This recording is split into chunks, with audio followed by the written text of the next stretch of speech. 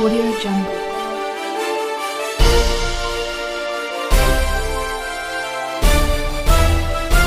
Audio Jungle. Hello friends, मैं Mahesh Takhar Palsana Vinayak coaching institute के YouTube channel पर आपका स्वागत करता हूं। अभी अपन प्रॉफिट एंड लॉस का एक पोर्शन अपन देख चुके थे और कुछ एक बेसिक क्वेश्चंस ही मैंने वहां पर करवाए थे। अभी थोड़ा सा आगे बढ़ते हैं, ध्यान दो नेक्स्ट क्वेश्चन की ओर। जो कल लास्ट टाइम अपन ने जो क्वेश्चन देखा था उसी का वही टाइप, सेम टाइप की बात कर रहा हूं, और इस टाइप में किस प्रकार के कितने क्वेश्चन पूछाते हैं अपन वो यहां पर देखते हैं। देखना क्या करोगे आप लोग, समझना पहले क्वेश्चन दिया हुआ क्या है। एक व्यक्ति अपनी वस्तुओं को क्रय मूल्य पर बेचने का दावा करता है और गलत बाट का प्रयोग करके क्या करता है, गलत बाट का प्रयोग करके 25% लाभ कमाता है।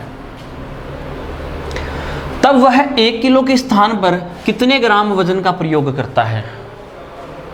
या तो आप लोग ऐसे क्वेश्चन को ऑप्शन से कर लो, बेटर रहता है। जब कोई स्टूडेंट ऑप्शन से नहीं कर रहा है तो बेसिकली कैसे करेगा। मैं कोई फॉर्मूले वाली बात नहीं कर रहा हूं, एक नॉर्मल जो अपन दैनिक जीवन में काम में लेने वाली लैंग्वेज के अकॉर्डिंग करते हैं ताकि हर स्टूडेंट को आसानी से समझ में आए।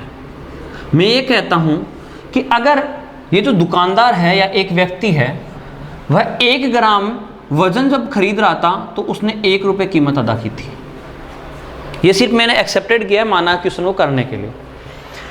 तो एक बात बताओ, 1000 ग्राम की कीमत क्या होगी भाई। आप कहोगे सर 1000 रुपये। 1000 ग्राम की कीमत क्या 1000 रुपये होगी क्या? बिल्कुल होगी 1000 रुपये। तो क्या करोगे आप लोग, फिर क्या बोला गया, गलत बाट का प्रयोग करता है और प्रयोग करने के पश्चात 25% लाभ भी कमाता है और 25% लाभ कमाएगा, परंतु बेचने का जो दावा कर रहा है वो क्रय मूल्य पर बेच रहा है। तो उसने, मान लेता हूं उसने 1000 ग्राम खरीदा और उसकी जो कीमत अदा की, मान रहा हूं मैं, फिर बोल रहा हूं बार बार, 1000 ग्राम खरीदा और एक उसने कितने रुपए में खरीदा भाई, 1000 रुपए में, और इसी पर बेचेगा। तो क्या ये विक्रय मूल्य होगा क्या? परंतु साथ ही कंडीशन क्या की थी कि उन्होंने वजन कम प्रयोग किया और कितना वजन तोला गया वो अपने को नहीं पता। मान लेता हूं ये यहां आने वाली संख्या कोई क्रय मूल्य में मान ली, तो एक बात हो यहां आने वाली संख्या क्या हो सकती है। परंतु यहां जब आप लोग क्या करते हो, जब आप लोग यहां लाभ निकालते हो तो उसकी एक्चुअल कीमत के अकॉर्डिंग निकालते हो, यानी इस क्रय मूल्य के अकॉर्डिंग निकालोगे या नहीं निकालोगे। यानी जितना वजन प्रयोग किया है तोलने में, क्या उसी के अकॉर्डिंग ही तो क्या यहां पर कीमत लाभ निकालोगे या नहीं निकालोगे। बिल्कुल उसी पर निकालेंगे। तो मुझे बताना यहां आने वाली संख्या क्या होगी, वो अपने से पूछा गया था। तो क्या करोगे आप लोग, यहां अगर मैं ये कह सकता हूं क्या कि क्रय मूल्य हमेशा अपने आप में 100% होता है। क्रय मूल्य हमेशा अपने आप में 100% और 25% का जब लाभ हो रहा है, तो मुझे बताओ क्या ये टोटल विक्रय मूल्य हो गया क्या? ये क्या है मेरे पास, विक्रय मूल्य ही तो है। और विक्रय मूल्य जो है वो मेरे पास में क्या, हाँ कितना, 125% हो रहा है क्या? बोलो भाई, ये क्या विक्रय मूल्य 125% है और एक तरफ विक्रय मूल्य क्या 1000 रुपये भी तो है। और ये कह सकता हूं कि 125 रुपये विक्रय मूल्य है और 125% के बराबर क्या दे रखा है, 1000 रुपये, और 1% की क्या वैल्यू जो होगी वो 8 होगी या नहीं होगी बताओ। 1% की वैल्यू 8 रुपये, तो मुझे बताओ 8 रुपये आ रही है, तो यहाँ 100% क्रय मूल्य होता है। और क्रय मूल्य कितना आएगा फिर भाई, क्रय मूल्य निकालोगे तो क्या 100 से गुणा करवा दूं, और 100 से गुणा करवाओगे और कितना आएगी, क्या 800 आ रही है क्या? तो यानी यहां आने वाली जो संख्या आई वो मेरे पास में कितनी है, 800 रुपए है। 800 रुपए क्रय मूल्य, 1000 रुपए विक्रय मूल्य। और मुझे बताओ 800 रुपए क्रय मूल्य कब प्राप्त होगा, जब आपने 800 ग्राम वजन प्रयोग किया हो, तभी होगा या नहीं होगा। तो वेट भी यहां कितना आएगा भाई, 800 ग्राम। ये आपका आंसर था। चलो ध्यान दो, अगला क्वेश्चन। एक दुकानदार अपनी वस्तुओं को 10% लाभ पर बेचने का वादा करता है और गलत बाट का प्रयोग करते हुए 20% वजन कम भी तोलता है। तो व्यक्ति का वास्तविक लाभ ज्ञात करो कि वास्तविक लाभ क्या होगा। तो कैसे करोगे, ध्यान देना एक बार। मैं ये कहना चाह रहा हूं कि यहां से 1 ग्राम की कीमत को आप लोग कितना मान लो, मैं बार बार एक ही एग्जांपल ले रहा हूं। 1 ग्राम की कीमत को 1 रुपया मान लो, तो मान लो उसने 1000 ग्राम की जो कीमत मार्केट में अदा की थी, उसने कितना किया था, 1000 रुपये अदा किया था। 1 ग्राम कीमत 1000 रुपये उसने अदा किया, और 1000 रुपये जब उसने अदा किया, ये उसके दुकानदार के क्रय मूल्य की बात कर रहा हूं। अब क्या बोला गया, अब बोला गया था कि वह 10% लाभ पर बेचने का दावा करता है, और मुझे बताओ 1000 ग्राम का क्रय मूल्य 1000 रुपये था और 10% लाभ पर बेचेगा, तो क्या मुझे बताओ कि 1100 में बेचेगा क्या? यानी क्या ये दुकानदार के लिए विक्रय मूल्य काम कर रहा है या नहीं कर रहा? विक्रय मूल्य काम कर रहा है। ये किस पर 10% लाभ की बात बोली थी, और 10% लाभ पर क्या 1100 में बेचेगा? अगली बार ध्यान देना, परंतु गलत बाट का प्रयोग करके 20% वजन कम तोलता है। जहां 1000 ग्राम तोलना था वहां 20% वजन कम तोलेगा, और 20% वजन कम तोलेगा, तो मुझे बताओ 1000 ग्राम की जगह 800 ग्राम तोलेगा, और 800 ग्राम कीमत कितना दे रखी होगी? 1 ग्राम की 1 थी, तो 800 ग्राम कीमत कितना होगी? क्या 800 ही होगी क्या?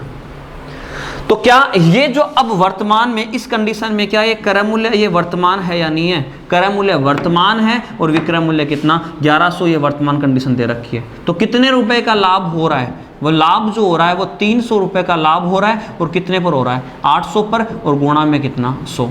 2 0 से 2 0, और यहाँ 4 से कटेगा 2 बार, और 4 से कितनी बार गया यहाँ से? 728, और 75 बार 2 से कितना आएगा? 37.5% क्या होगा? प्रॉफिट होगा। ये आपका आंसर था। देखो दोस्तों, अगला क्वेश्चन, एक व्यक्ति अपनी वस्तुओं को X% लाभ पर बेचने का दावा करता है, 25% वजन कम तोलता है, तो उसे 60% का लाभ होता है, तो X का मान ज्ञात करो। कि वह किस लाभ पर बेचने के लिए अपने कस्टमर को कह रहा था। ध्यान देना एक बार, क्या करोगे आप लोग, क्या मैं 1 ग्राम की जो कीमत है, क्या मैं 1 रुपये मान लो क्या भाई? 1 ग्राम की कीमत 1 रुपये, तो 1000 ग्राम की जो कीमत होगी वो कितना होगी? क्या 1000 रुपये होगी क्या? ऐसा कह सकता हूँ क्या? यानी दुकानदार ने जब वह वस्तु को खरीदा था, तो वहाँ पर 1000 ग्राम की कीमत जो अदा की थी वो कितना अदा की थी? क्या 1000 रुपये ही तो अदा की थी ना। तो अब ध्यान देना एक बार, क्या बोला गया? 25%, यानी बेचते समय 25%, और 25% वजन कम तोलता है। जहां 1000 ग्राम तोलना था वहां कितना तोला भाई? 25% कम तोला, और 25% कम तोला, तो यहां पर मुझे बताओ कितने ग्राम का प्रयोग किया गया? क्या 750 ग्राम का प्रयोग किया गया क्या? बोलो भाई कुछ तो। 750 ग्राम वजन प्रयोग किया गया, परंतु जब 750 ग्राम वजन प्रयोग कर रहा था तो उस समय उसे 60% का भी लाभ हो रहा था, और 60% का लाभ होगा, इसका मतलब उसका वास्तविक विक्रय मूल्य आएगा या नहीं आएगा? 750 ग्राम कीमत 750 रुपये, तो मैं यहाँ रुपए में लिख देता हूँ, एक कम रुपए के अकॉर्डिंग कैलकुलेशन चल रही है, ठीक है। अब क्या करोगे आप लोग, 750 रुपये क्रय मूल्य, 750 रुपये क्रय मूल्य आया, तो मुझे बताओ इसका विक्रय मूल्य नहीं निकाल सकते क्या? आप बोलोगे सर बिल्कुल निकाल सकते हैं। 750 का 60% अगर मैं इसमें जोड़ दूं तो ही वो मेरे पास में क्या होगा? लाभ आएगा यहाँ से। बिल्कुल यही चीज़ करना पड़ेगा। 2 0 से 2 0 कट गया क्या? यहाँ कितना? 6 पंच 30, 6 संत 42, और यानी कितना ऐड करना पड़ेगा? 450 रुपये आपको ऐड करना पड़ेगा। 450 रुपये आप लोग ऐड करोगे, और यहाँ से कितना भाई? 450 आपने ऐड किया, तो यहाँ पर जो लाभ हो, सॉरी जहाँ पर जो विक्रय मूल्य आया वो कितना आ गया भाई? 1200 आ गया क्या? विक्रय मूल्य 1200 रुपये, तो यहाँ X का मान, यानी यहाँ से वह बढ़ाकर, यानी जो दावा करता है वो अपने क्रय मूल्य के अकॉर्डिंग करता है या नहीं करता? बिल्कुल यहीं से करता है। मुझे आप लोग बताओ यहाँ से कितना बढ़ाकर बेचा गया था, वो आपसे पूछ रहा था। और बताओ भाई 1000 ग्राम, और यहाँ 1000 कीमत 1000 रुपये, तो यहाँ 1000 और यहाँ कितना? 1200 रुपये। और मुझे बताओ कितने की वृद्धि हुई? क्या 200 की वृद्धि हुई या नहीं हुई? बिल्कुल 200 की वृद्धि हुई। तो X की वैल्यू आपको निकालनी थी, तो 200 की वृद्धि हुई, और कितने पर हो रही थी भाई? 1000 पर हो रही थी, और इनटू में कितना? 100, और यहाँ 3 0 से 3 0 काट दो, और कितना परसेंटेज भाई? 20%। कोई माइंडली कैलकुलेशन कर बैठा था, वो सीधा उसको पता भी है, वो डायरेक्ट भी बोल सकता था 20%। 100% की कीमत 1000 थी, तो 1% की वैल्यू 10, तो 200 की वैल्यू कितना होगी? 20। ठीक है, रख लोगे ध्यान में। एक इसका दूसरा तरीका और इस्तेमाल करते हैं। क्या करोगे आप लोग, समझने की कोशिश करना। एक थोड़ा सा और एक और तरीका है छोटा सा। मुझे बताओ, जो लाभ और हानि होती है क्या वो क्रय मूल्य पर होती है, नहीं होती? बिल्कुल कहोगे क्रय मूल्य पर होती है। और उसका जो एक्चुअल जो लाभ दिया हुआ है 60%, और क्या मैं इस 60% को 3/5 ऐसा लिख सकता हूं क्या? यानी कहने का मतलब लाभ और उसके क्रय मूल्य का जो अनुपात होगा वो क्या मेरे पास में 5:3 का होगा या नहीं होगा? बिल्कुल होगा। तो मुझे बताओ, यहाँ क्रय मूल्य अगर 5 रुपये है तो यहाँ जो विक्रय मूल्य जो होगा वो कितना आएगा? विक्रय मूल्य होगा 3 और 5 कितना? 8 होगा या नहीं होगा? बिल्कुल 8 होगा। अब क्या करोगे, 8 होगा और यहाँ से समझने की कोशिश करना। मान लेता हूं इसकी जो एक्चुअल कीमत वो मार्केट में 100 रुपये अदा करके आया, परंतु 100 ग्राम की कीमत 100 रुपये अदा करके आया। 25% कम तोला तो कितना तोला भाई? 75 तोला या नहीं तोला? और ये कम तोला गया और यही उसका वास्तविक क्रय मूल्य है। और यहाँ पर वास्तविक क्रय मूल्य और विक्रय मूल्य का अनुपात क्या है? 5 और कितना? 8 है या नहीं? तो मैं ऐसा नहीं कह सकता कि इस 5 इकाई की जो वैल्यू है, इस 5 इकाई की वैल्यू 75 है तो 1 की वैल्यू कितना आएगी? 15। 1 की वैल्यू कितना आएगी? 15 आएगी या नहीं आएगी? बिल्कुल आएगी। तो उससे उसका वास्तविक विक्रय मूल्य अपने को पता चल जाएगा। और वास्तविक विक्रय मूल्य पता करोगे तो 15 8 कितना? 120। और ये कितना आएगा? 120 रुपये वास्तविक विक्रय मूल्य। 100 रुपये क्या था? क्रय मूल्य की बात कर रहा था, परंतु वास्तविक क्रय मूल्य कितना था उसका? 75 रुपये। और उसका वास्तविक विक्रय मूल्य कितना? 120 रुपये। और मुझे बताओ, इस 100 से कितना बढ़ाकर बेचा गया था? यही तो आपसे पूछा गया था क्या? इस 100 से कितना बढ़ाकर, क्या X% बढ़ाने की बात कह रहा था? तो यहाँ से कितना बढ़ाया गया भाई? 20%। ये भी आपका एक तरीका हो सकता है। रेशियो के अकॉर्डिंग सीधा भी आप वही बातें हैं, सेम एज इट इज वही बातें हैं। अगला देखो, क्या करोगे आप लोग, मैं समझाने के लिए 1 ग्राम की कीमत को 1 रुपया मान सकता हूँ। तो मुझे बताओ, 1000 ग्राम की जो कीमत होगी वो क्या 1000 रुपये होगी क्या? आप कहोगे बिल्कुल होगी। फिर क्या करोगे, एक दुकानदार अपनी वस्तुओं को 10% की बेईमानी खरीदते समय और 10% की बेईमानी बेचते समय करता है, तो उसका लाभ प्रतिशत ज्ञात करो। तो जब आप इसका लाभ परसेंटेज ज्ञात करोगे, मुझे बताओ, मैं 1000 ग्राम मुझे खरीदना था और कितने रुपए में खरीदना था? 1000 रुपये में खरीदना था, परंतु बेईमानी की और क्या किया, जहां से मैंने 1100 ग्राम वजन खरीद लिया और कितने रुपए में खरीदा? 1000 रुपये में खरीदा। क्या वही तो, तभी तो बेईमानी की बात कर रहे हैं यहाँ पर। मैं क्या समझाना चाह रहा हूँ, वापस समझना। मैंने ये कहा कि 1 ग्राम कीमत 1 रुपया, तो 1000 ग्राम की कीमत 1000 रुपया। तो एक दुकानदार अपनी वस्तुओं पर 10% की बेईमानी खरीदते समय बेईमानी कब करेगा? जब वह 1000 रुपये में 1100 ग्राम खरीद लेगा भाई।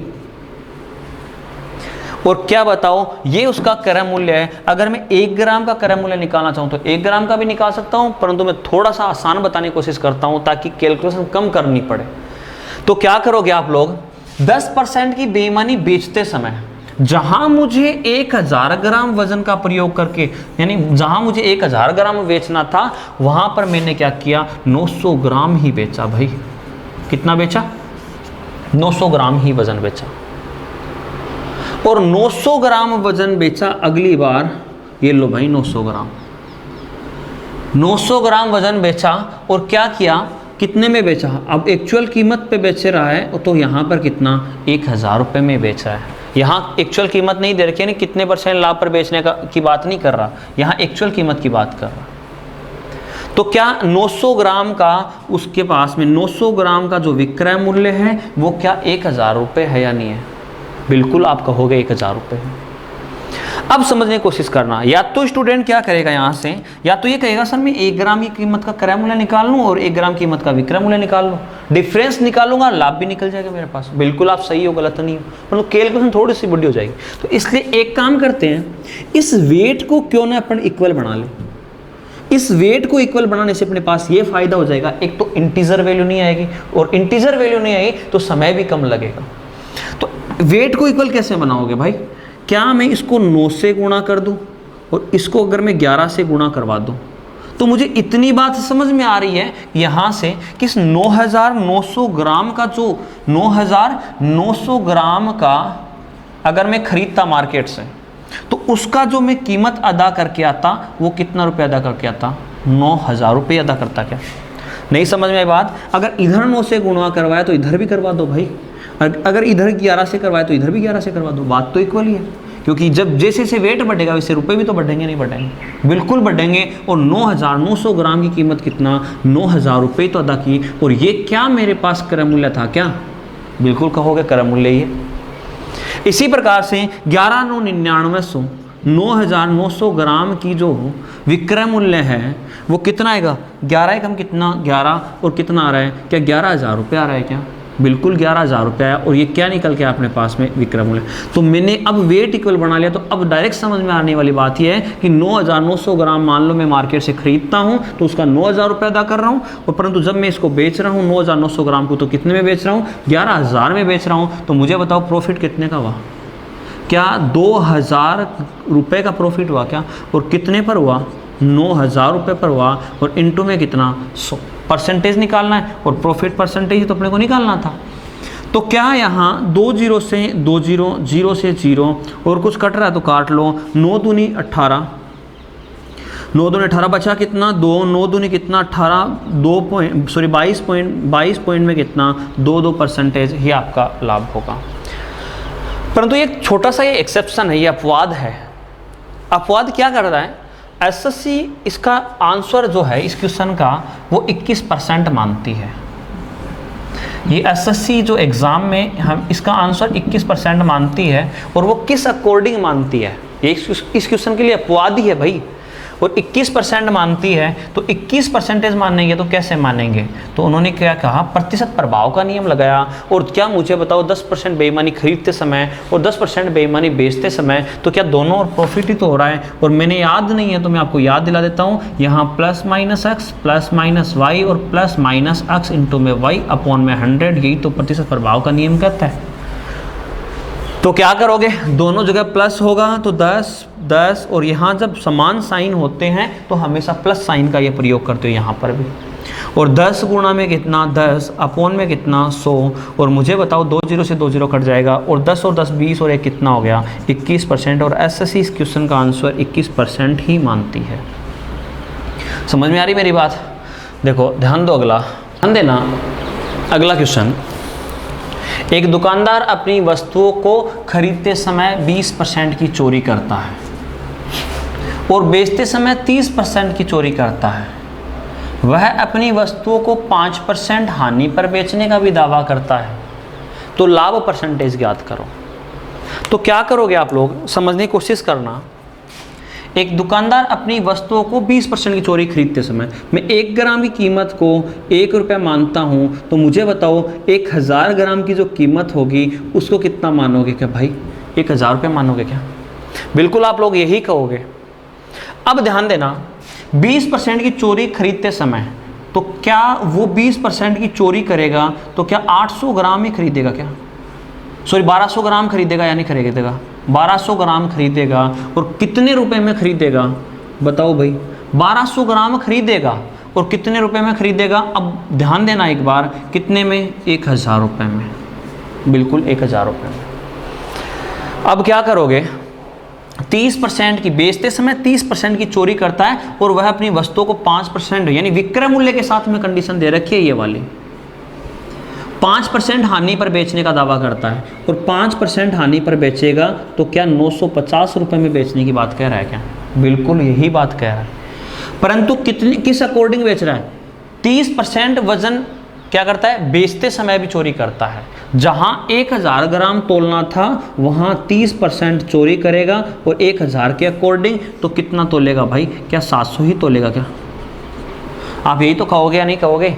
जहां 1,000 तोलना था वहाँ 700 ग्राम तोला और उसका कीमत कितना ले ली? 950 रुपये ले ली। अब ध्यान दो एक बार, मुझे बताओ इन दोनों को अगर यहाँ वेट इक्वल करना चाहूँ, एक बार ये क्रय मूल्य, एक बार ये विक्रय मूल्य, तो यहाँ अगर मैं वेट इक्वल करना चाहूँ तो मैं इसको एक काम कर लूँ, इस समीकरण को ही 7 से गुणा करवा दूँ और इसको किससे 12 से गुणा करवा दूँ। क्या इसको 7 से और इसको 12 से गुणा करवा दो, तो क्या 12 संते 84 और क्या 8400 ग्राम की जो कीमत है, 8400 ग्राम का जो क्रय मूल्य है वो क्या मेरे पास यहाँ पर क्या 8000 रुपये होगा। क्या 8400 ग्राम का जो क्रय मूल्य है क्या वो मेरे पास 8000 रुपये होगा। क्या अगली बार ध्यान दो, 700 ग्राम और यहाँ 700 ग्राम का गुणा 12 से करोगे और 12 संते कितना 8400, क्या 8400 ग्राम का जो विक्रय मूल्य होगा 12 से गुणा करवाना था 0, 12 पंचे 60 कितना आएगा 6, 12 ना में 108, 108 और 6 कितना हो गया 100 कितना 14 और क्या 11400 रुपये क्या मेरे पास में इसका विक्रय मूल्य है। क्या 8400 ग्राम का क्रय मूल्य और 8400 ग्राम का यानी विक्रय मूल्य दिया हुआ है और ये विक्रय मूल्य भी आ गया आपके पास, क्रय मूल्य भी आ गया। तो बताओ कितने का प्रॉफिट होगा। प्रॉफिट होगा कितने का, क्या 3400 रुपए का प्रॉफिट हुआ और कितने पर हुआ 8000 पर होगा और इनटू में कितना 100। तो क्या यहां से 2 जीरो से 2 जीरो काटोगे, 0 से 0 काटोगे और यहां कितना, क्या मेरे पास 4 से कितनी बार जाएगा 2 बार और 4 से कितनी बार जा रहा है 8 चौक 32 8 बार और यहां कितना 85 बार गया। क्या और क्या करोगे आप लोग 2 से कितनी बार गया 1 बार, 2 से कितनी बार जा रहा है यहाँ पर 4 और कितना 42 पॉइंट में कितना 5% ही तो प्रॉफिट आ रहा है। क्या अगर नहीं समझ में आया तो वीडियो को वापस पीछे जाना और वापस देखना, एक बार चेक करना, फिर भी अगर कोई समस्या हो तो कमेंट सेशन में हमें बता देना। कोशिश करते हैं कोई दूसरा सोर्स आपको फिर बाद में उसी अकॉर्डिंग प्रोवाइड कराया जाए। तो अपन लास्ट टाइम पढ़ रहे हैं उसी में एक टाइप ऐसा भी है जहां अपने को अंकित मूल्य की आवश्यकताएं होंगी। अब ये अंकित मूल्य का जहां जिक्र होता है तो वहां बट्टा भी थोड़ा सा काम में आता है। वैसे बट्टा अलग से आपको पढ़ा दिया जाएगा, परंतु होता क्या है अब यहाँ अंकित मूल्य का अक्सर एग्जाम में प्रॉफिट एंड लॉस के साथ में डिस्काउंट एडेड क्वेश्चन आते हैं। अब डिस्काउंट एडेड क्वेश्चन जब आते हैं तो अपने को यहाँ कुछ बेस नॉलेज डिस्काउंट का होना जरूरी है। और डिस्काउंट का बेस नॉलेज एक बार ध्यान से देख लो, 2-5 मिनट का समय लगेगा। अगर डिस्काउंट के लिए आप लोग क्या करोगे, डिस्काउंट होता क्या है पहली चीज़ तो ये दिमाग में आनी चाहिए, यानी बट्टा जो होता है वो क्या है भाई, इस बट्टा की मीन्स क्या कह सकते हैं अपन लोग।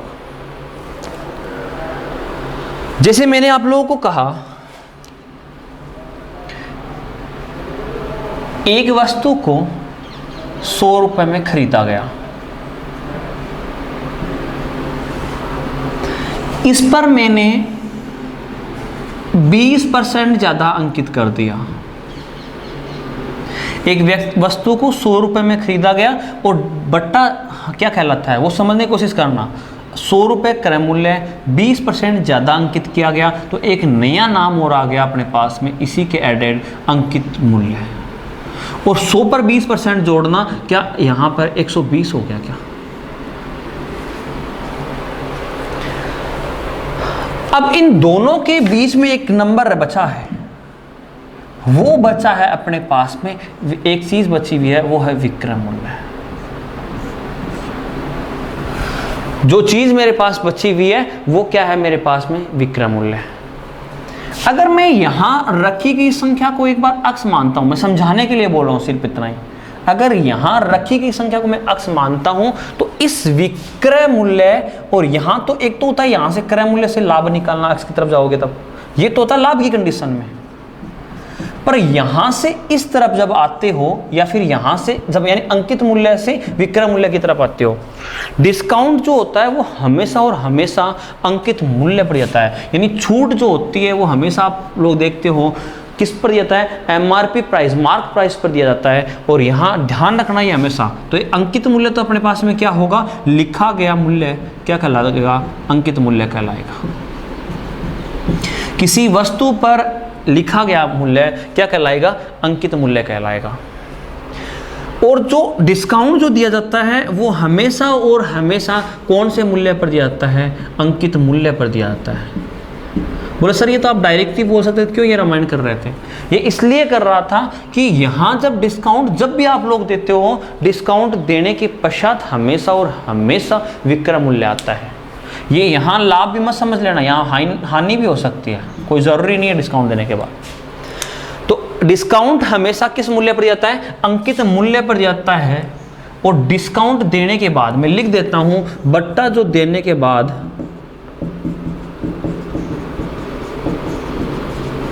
हमेशा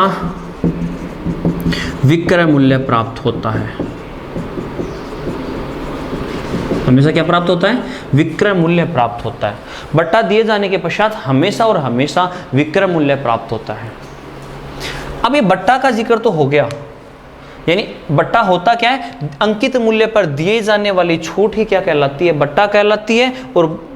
और बट्टा दिए जाने के बाद हमेशा और हमेशा क्या आता है अपने पास में? विक्रय मूल्य आता है। एक बात तो, दो बातें तो ये अपनी ये खत्म हो गई। अब बट्टा भी दो प्रकार का होता है। बट्टा भी दो प्रकार का होता है। एक तो होता है कर्मागत बट्टा, एक होता है समतुल्य बट्टा।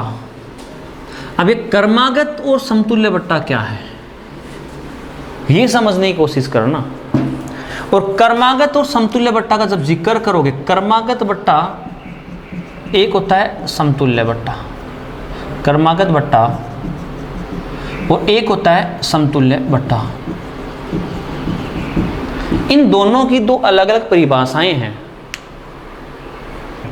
कर्मागत बट्टा क्या कहलाता है? जैसे मान लो किसी वस्तु की जो कीमत है वो 100 रुपये है, इस पर मैंने एक डिस्काउंट दिया 10% मान लो, तो कितना? 90% कीमत लोगे। दूसरा डिस्काउंट फिर मैंने दिया, यहाँ से दूसरा डिस्काउंट मैंने एक और दे दिया, मान लो एक तो दे दिया मैंने 10%, एक मान लो 20%। कर्मागत बट्टा का मतलब ये मत समझना कि यानी 10% दे रहा तो 10% ही देगा बार बार। 10, 20, 15, 20, 25 कुछ भी हो सकता है, लगातार 20 भी हो सकता है, लगातार 10 भी हो सकता है, 10, 15 भी हो सकता है। ठीक है, तो यहाँ क्या 100 पर 10% डिस्काउंट दिया और एक और डिस्काउंट दिया 20%, तो कितना? 80 बटा में कितना? 100। यानी क्या समझ आया कि एक ही वस्तु पर अलग अलग दी जाने वाली छूट या एक से अधिक बार दी जाने वाली छूट क्या कहलाती है? कर्मागत छूट, यानी कर्मागत बट्टा कहलाती है। तो कोई लिखना चाह रहा है तो लिख लेना, किसी एक ही अंकित मूल्य पर एक से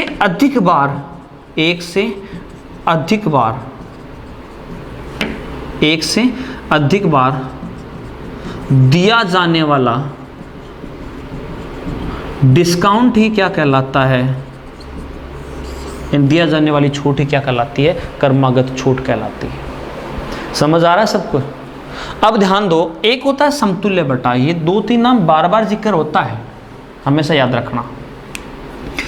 समतुल्य क्या होता है? किसी एक ही अंकित मूल्य की वस्तु पर अलग अलग बट्टा ना देकर मैं एक ही बट्टा दूं ताकि उसके विक्रय मूल्य पर कोई प्रभाव नहीं पड़े। एक बात हमेशा याद रखना, जब विक्रय मूल्य जो होता है वो बराबर, ये ध्यान नहीं है तो समझ लेना, मैंने यही कहा था डिस्काउंट देने के बाद हमेशा और हमेशा विक्रय मूल्य आता है। और विक्रय मूल्य कब आता है? हमेशा डिस्काउंट तो अंकित मूल्य पर आप लोग देते हो, अंकित मूल्य पर डिस्काउंट दोगे तो 100 प्लस माइनस क्या करोगे? 100 माइनस डिस्काउंट अपॉन में कितना? 100। ये आप लोग हमेशा याद रखना कि अंकित मूल्य पर जैसे आपने डिस्काउंट दिया क्या निकल के आएगा? विक्रय मूल्य। कितनी भी बार हो ऐसे ही करना है। तो क्या मुझे बताओ, अब देखो ध्यान देना, डिस्काउंट देने के बाद समतुल्य बट्टा क्या करता है? किसी एक ही अंकित मूल्य की वस्तु पर, किसी एक ही अंकित मूल्य की वस्तु पर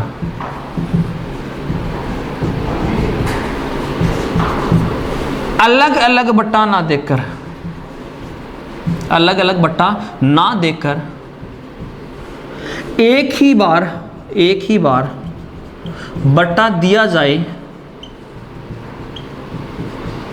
ताकि उसके विक्रय मूल्य में कोई चेंजमेंट ना हो, ताकि उसके विक्रय मूल्य में कोई परिवर्तन ना हो।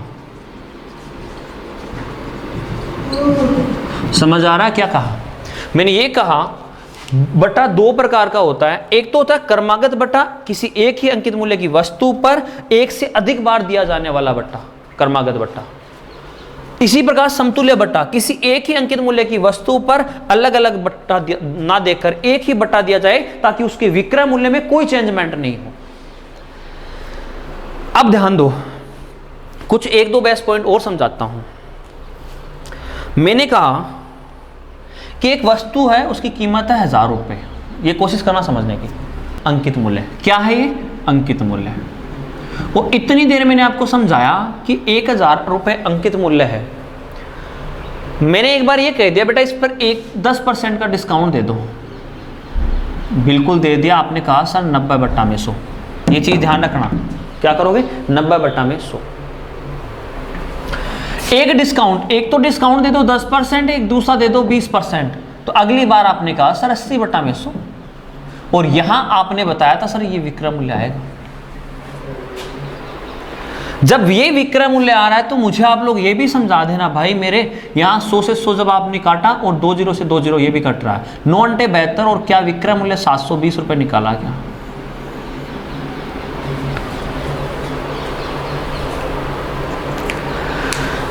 अभी थोड़ी देर पहले मैंने आपको यह भी बताया था कि डिस्काउंट देने के पश्चात हमेशा विक्रय मूल्य आएगा।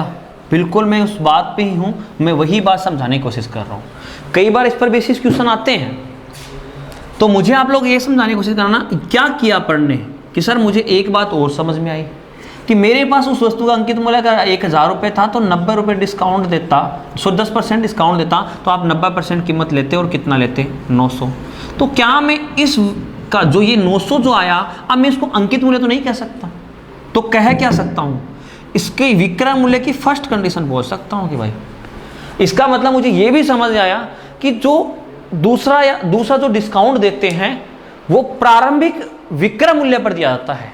यानी प्रथम डिस्काउंट देने के पश्चात अगर दूसरा डिस्काउंट आप लोग देते हो तो यानी प्रारंभिक विक्रय मूल्य, फर्स्ट कंडीशन में डिस्काउंट देने के बाद जो विक्रय मूल्य प्राप्त होता है उसी पर आप लोग डिस्काउंट देते हैं। अब मैंने इसको विक्रय मूल्य फर्स्ट कह दिया, अंतिम रूप से परिणाम ये आना चाहिए, अंतिम विक्रय मूल्य तो मेरे पास ये आएगा। पहला विक्रय मूल्य मेरे पास 900 आया और अब डिस्काउंट तो इसी पर दे रहे थे। क्या मैंने बस क्या किया, मैंने इस कैलकुलेशन को छोड़कर इतना ही काम कर दिया बस। तो क्या फर्क पड़ा? 900 पर फिर मैंने डिस्काउंट दिया और 20%, अगला तो क्या 900 पर ही तो दूंगा नहीं दूंगा, और 80 बटा में कितना 100, फिर भी आप लोगों के पास में आंसर कितना 720। मैं ये क्यों कह रहा हूँ?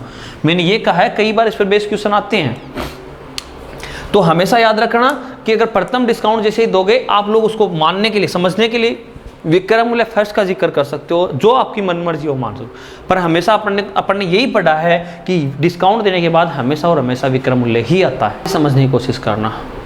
तो मैं क्या समझा रहा था वो समझ आ गया सब कुछ? अगर ये सारी बातें अगर समझ आई है तो समतुल्य बट्टा को अपन और डेरिवेट कर लेते थोड़ा सा। क्या करोगे आप लोग? समतुल्य बट्टा की परिभाषा मैंने कहा थी कि एक ही वस्तु के अंकित मूल्य पर बार बार डिस्काउंट ना देकर एक ही डिस्काउंट दो। वो चीज़ मैं समझा देता हूँ एक बार। 1000 रुपये किसी वस्तु का क्रय मूल्य था, उस पर मैंने 2 डिस्काउंट दिया, 10% तो 90% कीमत ली और 20% दिया तो 80% कीमत ली, और आपने कहा कि 700 कितना 20। यानी डिस्काउंट तो हमेशा अंकित मूल्य पर जाता है। अब मैं अगला समतुल्य बटा क्वेश्चन कैसे आता है, किसी एक वस्तु का अंकित मूल्य 1000 रुपये, उस पर 2 डिस्काउंट 10% और 20% दिया गया। यदि मैं उस पर ये 2 डिस्काउंट ना देकर एक ही डिस्काउंट दूं, यानी इन दोनों का समतुल्य बट्टा आपको निकालना है कि इसका समतुल्य बट्टा क्या होगा, ताकि उसकी विक्रय मूल्य में कोई चेंजमेंट नहीं हो। तो भाई कितना यहाँ पर बताओ भाई, 720 रुपये फर्स्ट इस क्रमागत बट्टा की श्रेणी में आया। अब मैं ये कहता हूं कि बेटा यहाँ पर 1000 रुपये अंकित मूल्य, ये अगर समतुल्य बट्टा अगर मैं निकालना सिखा रहा हूं तब 1000 रुपये अंकित मूल्य है। मान लेता हूं समतुल्य बट्टा की वैल्यू x थी,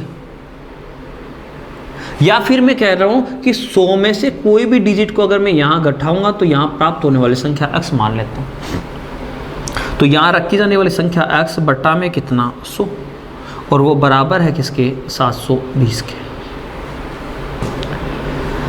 यहां कितना 20 से कितना 20, ये तो विक्रय मूल्य की बात कर रहा हूं, यहां तक तो अभी विक्रय मूल्य है, डिस्काउंट में समझ लेना। और 10x की जो वैल्यू आई वो 720 आ गई, तो x की वैल्यू कितना 72 आएगी क्या? बताओ भाई, x की जो वैल्यू है वो क्या बेहतर आ गई या नहीं आ गई? बिल्कुल बेहतर आई है। अब x की वैल्यू बेहतर आई, अब ध्यान देना, क्या मुझे ही बताओ, क्या यहाँ 100 में से डिस्काउंट को घटाते हैं या नहीं घटाते? बिल्कुल यही घटाते हैं।